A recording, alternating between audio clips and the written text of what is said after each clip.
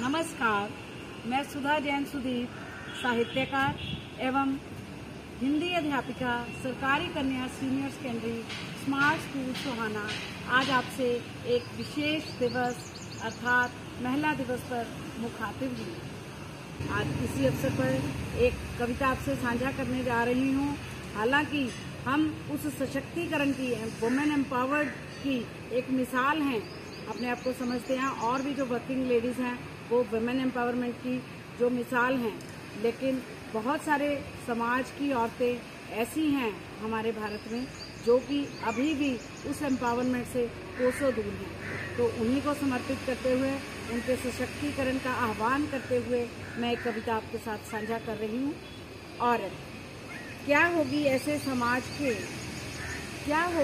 समाज की उन औरतों की दशा जो जिंदा रहते हुए भी मुर्दा समान हो जाती हैं। लड़कियां पैदा होती हैं जहान में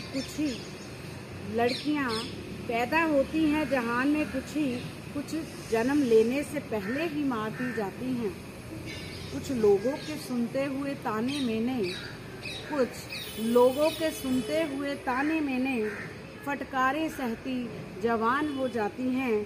कुछ प्रेमियों के हुस्न की दीवानी हुई वियोग में आत्महत्या कर जाती हैं। कुछ वहशी दरिंदों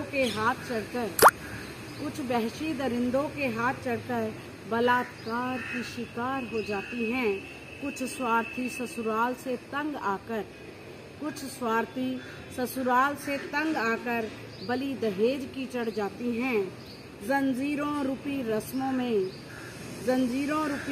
में बंधकर कुछ सती प्रथा की बलि चढ़ जाती हैं। कुप्रथाओं के घेरे से घिरे इस भारत के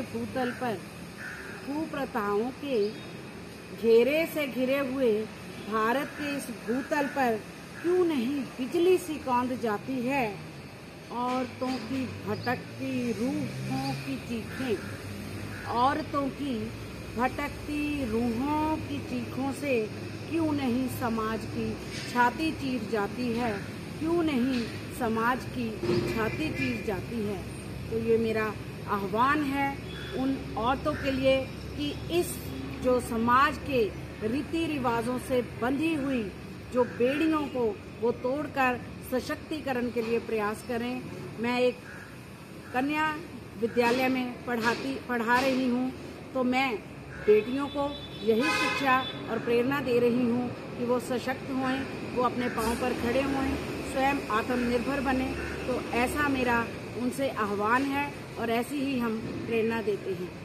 आज फिर से एक बार महिला दिवस पर अपनी शुभकामनाओं के साथ सुधा जैन सुदीप।